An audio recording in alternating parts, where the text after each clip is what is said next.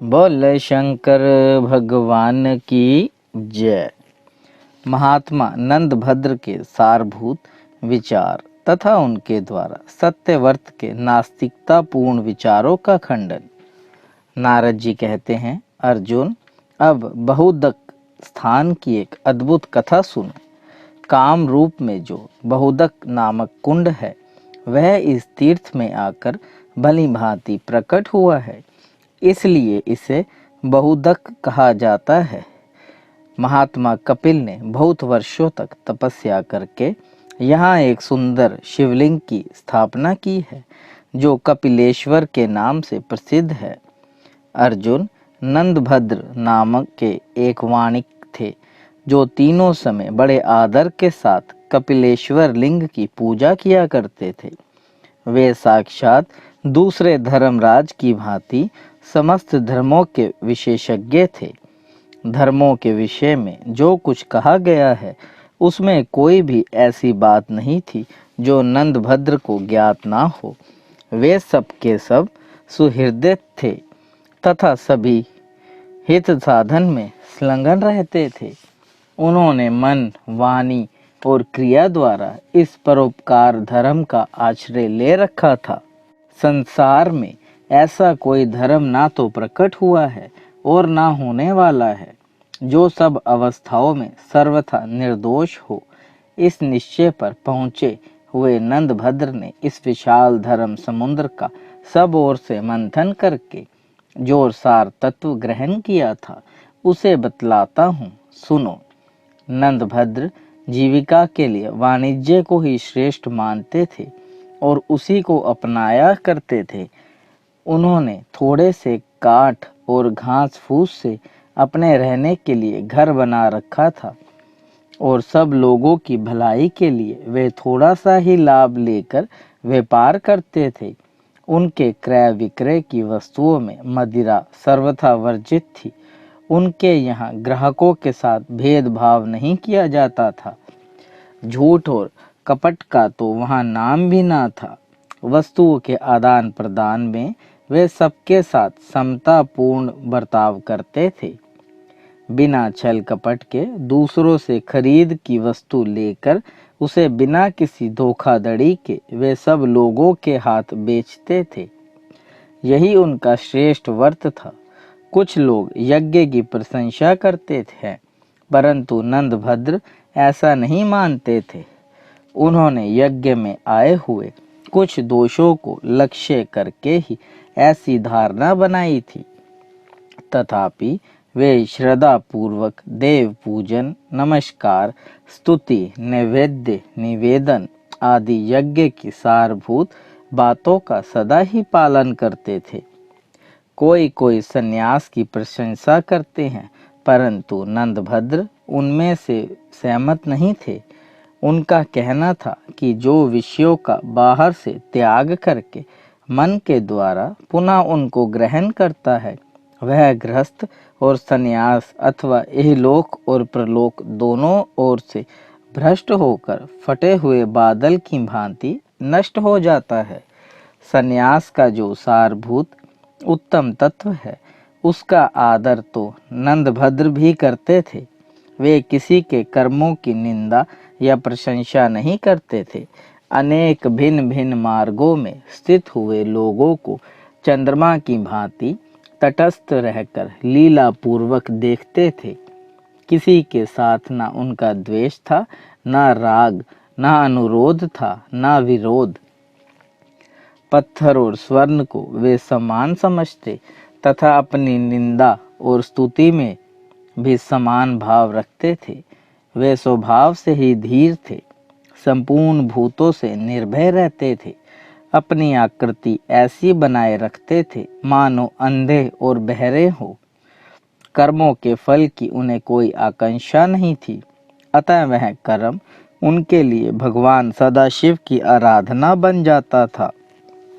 इसी कारण वे धर्म का अनुष्ठान तो चाहते और करते थे, परंतु उसमें कोई लोभ नहीं रखते थे। नंदभद्र ने भली भांति विचार करके इसी को मोक्ष के सार रूप से ग्रहण किया था। कुछ लोग खेती की प्रशंसा करते हैं, परंतु नंदभद्र ने उसके भी सार भाग को ही अपनाया था। 8 बैलों से जुड़ा हुआ एक हल होना चाहिए और खेती की आय में से तीसरे भाग का त्याग करना चाहिए। उसे धर्म के कार्य में लगा देना चाहिए। बूढ़े पशुओं का भी स्वयं ही पालन पोषण करना चाहिए। जो कैसा करे वही श्रेष्ठ किसान है। नंदभद्र ने इसी को खेती का सार मानकर इसका आदर किया था। उनके मत से प्रतिदिन अपनी शक्ति के अनुसार देवताओं, पितरों, मनुष्यों, अतिथियों, ब्राह्मणों तथा पशु पक्षी, कीट पतंग आदि भूतों के लिए अन्न देना चाहिए। सदा इन सबको देकर ही स्वयं भोजन करना उचित है।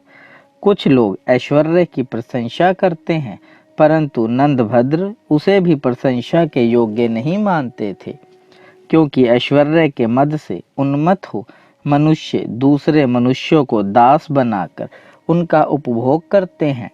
वे मनुष्यों का वध करते हैं, उन्हें बांधते हैं और बंदी बनाकर दिन रात पीड़ा देते हैं। ऐश्वर्यशाली पुरुष अपने को अजर अमर समझकर दूसरों के साथ दुर्व्यवहार करते हैं। उन पर ऐश्वर्य का मद तो रहता ही है, मदिरापान के मद से भी वे अत्यंत मतवाले हो उठते हैं। वास्तव में जो धन के मद से उन्मत्त होता है वह पतित होकर विवेक खो बैठता है। अतः संपूर्ण भूतों प्राणियों को अपने स्वरूप मानकर उनके प्रति अपने ही जैसा बर्ताव करना चाहिए। जिसकी सर्वत्र आत्मदृष्टि है वह ऐश्वर्य से मतवाला नहीं होता। जो सबके शरीर में अपने ही जैसे सुख दुख का अनुभव करता है, ऐसा ऐश्वर्यशाली पुरुष आज कहाँ है। इसलिए नंदभद्र ने ऐश्वर्य का जो सार ग्रहण किया था वह भी सुनो। वे अपनी शक्ति के अनुसार सभी प्राणियों की सेवा करते थे, किसी की भी सेवा से विमुख नहीं होते थे। इस प्रकार इधर उधर प्रकट हुए सारभूत सदाचार का संग्रह करके बुद्धिमान नंदभद्र उसी का पालन करते थे। इस आचरण से रहने वाले साधु शिरोमणि नंदभद्र के सद्व्यवहार की देवता लोग भी सप्राह रखते थे। इंद्र आदि सब देवताओं को उनकी स्थिति देखकर बड़ा विस्मय होता था। इसी स्थान में एक शूद्र भी रहता था जो नंदभद्र का पड़ोसी था। उसका नाम तो था सत्यव्रत, किंतु वह बड़ी भारी नास्तिक और दुराचारी था। धर्मपारायण नंदभद्र पर बारंबार दोषारोपण किया करता था और सदा उनके दोष ही ढूंढता रहता था। उसकी इच्छा थी यदि इनका कोई छिद्र देख पाऊं तो इन्हें धर्म से गिरा दूं। खोटे हृदय वाले क्रूर नास्तिकों का यह स्वभाव ही होता है कि वे अपने को तो नीचे गिराते ही हैं, दूसरों को भी गिराने की चेष्टा करते हैं। धार्मिक वृत्ति से रहने वाले बुद्धिमान नंदभद्र के वृद्धावस्था में बड़े कष्ट से एक पुत्र हुआ, किंतु वह चल बसा। इसे प्रारंभ का फल मानकर उन महामती वैश्य ने शोक नहीं किया। देवता हो या मनुष्य, प्रारंभ के विधान से कौन छूट पाता है। तदनंतर नंदभद्र की प्यारी पत्नी कनका, जो अरुंधति की भांति साध्वी स्त्रियों के समस्त सद्गुणों से विभूषित तथा गृहस्थ धर्म की साक्षात मूर्ति थी, सहसा मृत्यु को प्राप्त हो गई।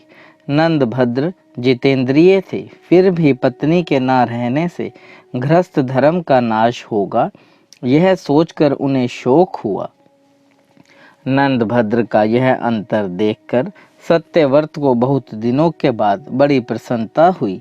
वह हाय हाय बड़े कष्ट की बात हुई ऐसा कहता हुआ शीघ्र ही नंदभद्र के पास आया और मित्र की भांति मिलकर उनसे बोला, हाँ नंदभद्र, यदि तुम जैसे धर्मात्मा को भी ऐसा फल मिला तो इससे मेरे मन में यही आता है कि यह धर्म कर्म व्यर्थ ही है। भाई नंदभद्र, मैं सदा तुमसे कुछ कहना चाहता था, किंतु तुम्हारी ओर से कोई प्रस्ताव न होने के कारण मैंने कभी कुछ नहीं कहा, क्योंकि बिना किसी प्रस्ताव के बृहस्पति जी भी कोई बात कहें तो उनकी बुद्धि की अवहेलना होती है और उन्हें नीच पुरुष की भांति अपमान प्राप्त होता है। मैं वाणी के 18 और बुद्धि के 9 दोषों से रहित सर्वथा निर्दोष वाक्य बोलूँगा। सूक्ष्मता, संख्या, कर्म, निर्णय और प्रयोजन, ये 5 अर्थ जिनमें उपलब्ध होते हैं उसे वाक्य कहते हैं। धर्म, अर्थ, काम और मोक्ष के उद्देश्य से जो कुछ कहा जाता है वह प्रयोजन नामक वाक्य कहा गया है। यह वाक्य का प्रथम लक्षण है। धर्म, अर्थ, काम और मोक्ष के विषय में प्रतिज्ञा करके वाक्य के उपसंहार में यही वह है ऐसा कहकर जो विशेष रूप से सिद्धांत बताया जाता है वह निर्णय नामक वाक्य है। यह पहले और यह पीछे कहना चाहिए। इस प्रकार कर्म विभाग पूर्वक जो प्रस्तुत विषय का प्रतिपादन किया जाता है उससे वाक्य तत्व के ज्ञाता विद्वान कर्म योग कहते हैं। जहाँ दोषों और गुणों का यथावत विभाग करके दोनों ओर के लिए प्रमाण उपस्थित किया जाए उसे संख्या कहा जाता है। और जहाँ वाक्य के विभिन्न अर्थों में अभेद देखा जाता है उस अतिशय अभेद की प्रतीति में जो हेतु हैं उसे ही सूक्ष्मता कहते हैं। यह वाक्य के गुणों की गणना हुई है। अब वाणी के 18 दोषों का वर्णन सुनो। अपेतार्थ, अभिनार्थ, अप्रवत, अधिक, अलक्षण्य, संदिग्ध, पदांत, अक्षर का गुरु होना, पराड मुख, अनृत एवं असंस्कृत, त्रिवर्ग विरुद्ध, न्यून, कष्ट शब्द, अति शब्द, व्यकुत्माभिहत, सशेष, अहेतुक तथा निष्कारण, ये वाणी के दोष हैं। अब बुद्धि के दोनों दोषों को सुनो। काम, क्रोध, भय, लोभ, दैन्य, अनार्जव, कुटिलता, इन 6 दोषों से युक्त होकर तथा दया, सम्मान और धर्म, इन 3 गुणों से हीन होकर मैं कोई बात ना कहूँगा। अतः उक्त 6 दोषों के साथ दयाहीनता, सम्मानहीनता और धर्महीनता, ये 3 दोष और मिल जाने से 9 दोष होते हैं। जब वक्ता, श्रोता और वाक्य तीनों अविकल रहकर बोलने की इच्छा में समान अवस्था को प्राप्त हों तभी वक्ता का अभिप्राय यथावत रूप से प्रकट होता है। बातचीत करते समय जब वक्ता श्रोता की अवहेलना करता है अथवा श्रोता ही वक्ता की उपेक्षा करने लगता है तब बोला हुआ वाक्य बुद्धि पथ पर नहीं चढ़ता। इसके सिवा जो सत्य का परित्याग करके अपने को अथवा श्रोता को प्रिय लगने वाले वचन बोलता है उसके उस वाक्य में संदेह उत्पन्न होने लगता है। अतः वह वाक्य भी सदोष ही है। इसलिए जो अपने को या श्रोता को प्रिय लगने वाली बात छोड़कर केवल सत्य ही बोलता है वही इस पृथ्वी पर यथार्थ वक्ता है, दूसरा नहीं। शास्त्रों के जाल से पृथक हो मिथ्यावादों का छोड़कर केवल सत्य कहना ही मेरा व्रत है। इसलिए मैं सत्यव्रत कहलाता हूँ। तुम मुझसे सच्ची बात कहूँगा और तुम्हें भी उसे सत्य मानकर ही स्वीकार करना चाहिए। भले मानुस, जब से तुम पत्थर पूजने में लग गए हो तब से तुम्हें कोई अच्छा फल मिला हो ऐसा मैं नहीं देखता। तुम्हारे एक ही तो पुत्र था, वह भी नष्ट हो गया। पतिव्रता पत्नी थी जो संसार से चल बसी। साधो, झूठे तथा कपटपूर्ण कर्मों का ऐसा ही फल मिलता है। भैया, देवता कहाँ हैं? सब मिथ्या है। यदि हो तो दिखाई ना देते। यह सब कुछ कपटी ब्राह्मणों की झूठी कल्पना है।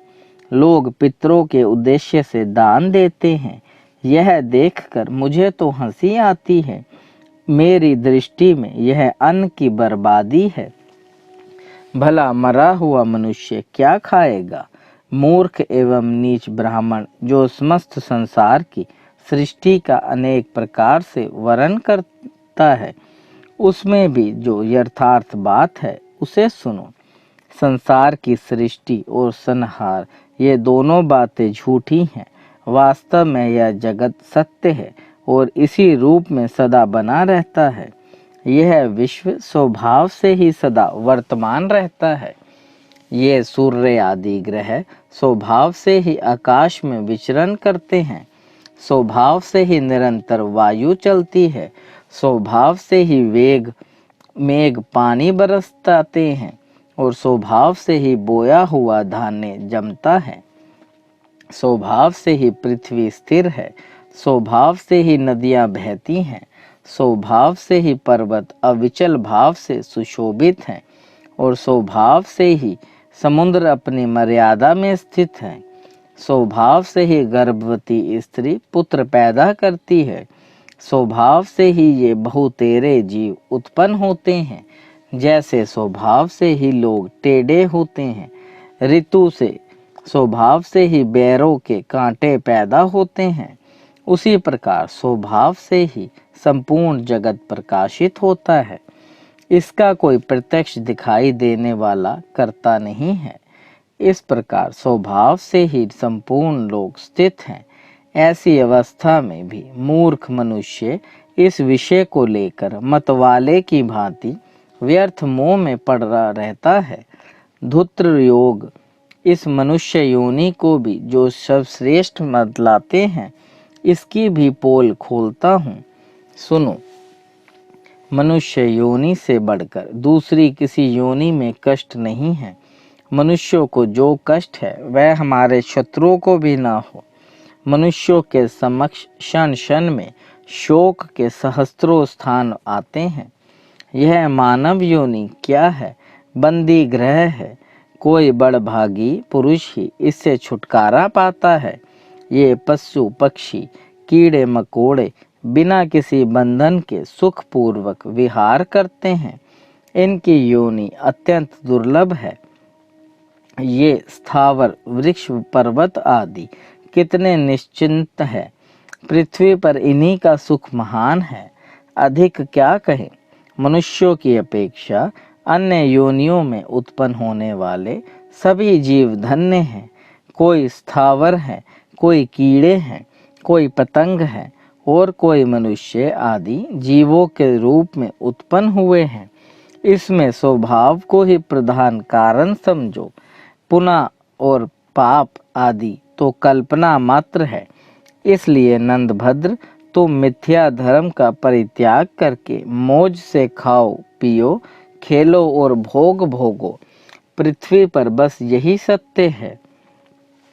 नारद जी कहते हैं, सत्यव्रत के इन वाक्यों से जो अभुशुक और अशुभ कर अयुक्ति संगत तथा असमंज दोषपूर्ण थे, महाबुद्धिमान नंदभद्र तनिक भी विचलित नहीं हुए। वे शोभ रहित समुद्र की भांति गंभीर थे। उन्होंने हंसते हुए उत्तर दिया, सत्यव्रत जी, आपने जो यह कहा कि धर्मनिष्ठ मनुष्य सदा दुख के भागी होते हैं, वह झूठ है। हम तो पापियों पर भी बहुतेरे दुख आते देखते हैं। संसार बंधन जनित कलेश तथा पुत्र और स्त्री आदि की मृत्यु के दुख पापी मनुष्यों के यहाँ भी देखे जाते हैं। इसलिए मेरे मत में धर्म ही श्रेष्ठ है। किसी पुण्यात्मा साधु पुरुष पर संकट आया देखकर बड़े बड़े लोग सहानुभूति प्रदर्शित करते हुए यह कहते हैं कि अहो, ये तो साधु पुरुष है, इन पर कष्ट आया, यह तो हमारे लिए बड़े दुख की बात है इत्यादि। पापियों को तो यहाँ सहानुभूति भी दुर्लभ है। स्त्री तथा धन आदि के लोभ से जब कोई पापी लुटेरा घर में घुसता है तो आप भी उससे डर जाते हैं, उसके प्रति द्वेष का परिचय देते हैं और उसके ऊपर क्रोध भी करते हैं। यह सब व्यर्थ ही तो है। दूसरी बात तो आप यह कहते हैं कि इस संसार का कारण कोई महान ईश्वर नहीं है। यह भी बच्चों की सी ही बात है। क्या प्रजा बिना राजा के रह सकती है? इसके सिवा जो आप यह कहते हैं कि तुम झूठे ही पत्थर के लिंग की पूजा करते हो, इसके उत्तर में मुझे इतना ही निवेदन करना है कि आप शिवलिंग की महिमा को नहीं जानते। ठीक उसी तरह जैसे अंधा सूर्य के स्वरूप को नहीं जानता, ब्रह्मा आदि समस्त देवता, बड़े बड़े समृद्धिशाली राजा, साधारण मनुष्य तथा मुनि भी शिवलिंग की पूजा करते हैं। उनके द्वारा स्थापित किए हुए शिवलिंग उन्हीं के नाम से अंकित हुए प्रसिद्ध हैं। क्या ये सब के सब मूर्ख ही थे और अकेले आप सत्यव्रती जी बुद्धिमानी का ठेका लिए बैठे हैं? भगवान विष्णु ने युद्ध में रावण को मारकर समुद्र के किनारे रामेश्वर लिंग की स्थापना की है। क्या वह झूठा ही है? प्राचीन काल में इंद्र ने वृतासुर का वध करके महेंद्र पर्वत पर शिवलिंग को स्थापित किया है, जिससे व्रतवध के पाप से मुक्त होकर इंद्र आज भी स्वर्गलोक में आनंद भोगते हैं। चंद्रमा ने पश्चिम समुद्र के तट पर प्रभास क्षेत्र में भगवान सोमनाथ की स्थापना करके आरोग्य लाभ किया था। यमराज और कुबेर ने काशी में, गरुड़ और कश्यप ने सहा पर्वत पर तथा वायु और वरुण ने नेमिषारण्य क्षेत्र में शिवलिंग को स्थापित किया है, जिससे वे सदा आनंद मगन रहते हैं।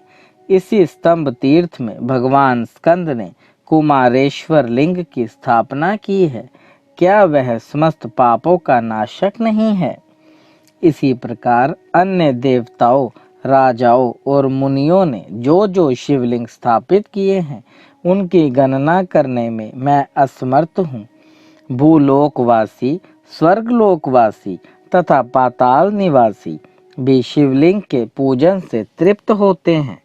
आप जो यह कहते हैं कि देवता नहीं है, और यदि है तो कहीं भी दिखाई क्यों नहीं देते? आपके इस प्रश्न से मुझे बड़ा आश्चर्य हो रहा है।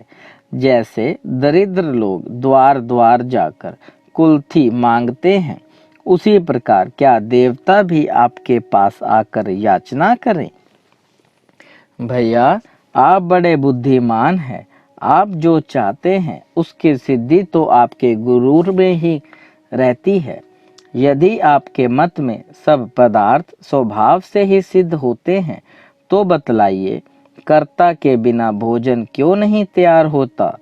इसलिए जो निर्माण कार्य है वह अवश्य किसी न किसी कर्ता का ही है। यह अवश्य केवल पदार्थों में नहीं टिका है। जिस पदार्थ में जितनी निर्माण शक्ति विधाता ने भर दी है, वह वैसा ही है। और आपने जो यह कहा है कि ये पशु आदि प्राणी ही सुखी तथा धन्य है, यह बात आपके सिवा और किसी ने ना तो कही है और ना ही सुनी है। तमोगुनी और अनेक इंद्रियों से रहित जो पशु पक्षी आदि प्राणी हैं तथा उनके जो कष्ट हैं, वे सभी यदि सप्रहीन और धन्य हैं, तो संपूर्ण इंद्रियों से युक्त मनुष्य श्रेष्ठ और धन्य क्यों नहीं होता? मैं समझता हूँ कि आपका जो यह अद्भुत सत्य व्रत है, इसे आपने नरक जाने के लिए ही संग्रह किया है। आपने पहले ही जो आडंबर पूर्ण भूमिका बांधकर अपने ज्ञान का परिचय देना प्रारंभ किया है, उसी में आपके इन वचनों की सहारनीयता व्यक्त हो गई है। क्योंकि मायावी लोग जब बोलने लगते हैं, तब उनकी बातें आडंबर से आच्छादित होती हैं। आपने प्रतिज्ञा तो की थी कुछ और कहने की, परंतु कह डाला कुछ और ही। इसमें आपका कोई दोष नहीं है, सब दोष मेरा ही है, जो मैं आपकी बात सुनता हूँ। नास्तिक, सर्प और विष, इनका तो यह गुण ही है कि ये दूसरे को मोहित करते हैं। प्रतिदिन साधु पुरुषों का संग करना धर्म का कारण है। इसलिए विद्वान, वृद्ध, शुद्ध, भाव वाले तपस्वी तथा शांति पारायण संत महात्माओं के साथ संपर्क स्थापित करना चाहिए। नीच, अज्ञानी तथा आत्मज्ञान से रहित पुरुषों का संग नहीं करना चाहिए। जिनके कुल, विद्या और कर्म तीनों शुद्ध हों और जिन्हें शास्त्र का ज्ञान हो, ऐसे पुरुषों का विशेष रूप से सेवन करना चाहिए। दुष्ट पुरुषों के दर्शन, स्पर्श, वार्तालाप, एक आसन पर बैठने तथा एक साथ भोजन करने से धार्मिक आचार नष्ट होते हैं और मनुष्यों को सिद्धि नहीं प्राप्त होती। नीचों के संग से पुरुषों की बुद्धि नष्ट होती है। मध्यम श्रेणी के लोगों के साथ उठने बैठने से बुद्धि मध्यम स्थिति को प्राप्त होती है और श्रेष्ठ पुरुषों के साथ समागम होने से बुद्धि श्रेष्ठ हो जाती है।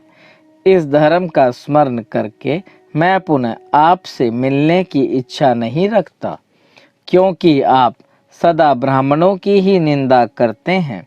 वेद प्रमाण हैं, स्मृतियां प्रमाण हैं तथा धर्म और अर्थ से युक्त वचन प्रमाण है, परंतु जिसकी दृष्टि में ये तीनों ही प्रमाण नहीं है, उसकी बात को कौन प्रमाण मानेगा। महात्मा नंदभद्र सत्यव्रत से ऐसा कहकर उसी समय सहसा घर से निकल पड़े और भगवान भट्टादित्य के परम पावन बहुदक तीर्थ में जा पहुँचे। बोले शंकर भगवान की जय। देव देव महादेव करुणा निधान भक्त वत्सल्य शिव शंकर भोलेनाथ प्रसन्न होइए त्रिलोकीनाथ, सदैव अपने चरण बिंदों में लगाए रखे, सद्बुद्धि प्रदान करे। सृष्टि के कर्ता धर्ता संहार हरता, आपसे ही जीवन आपसे ही मरण महादेव। बच्चा पुल्लनहार तुसी बख्शनहार त्रिलोकीनाथ, कृपा दृष्टि बनाए रखे। हर हर महादेव।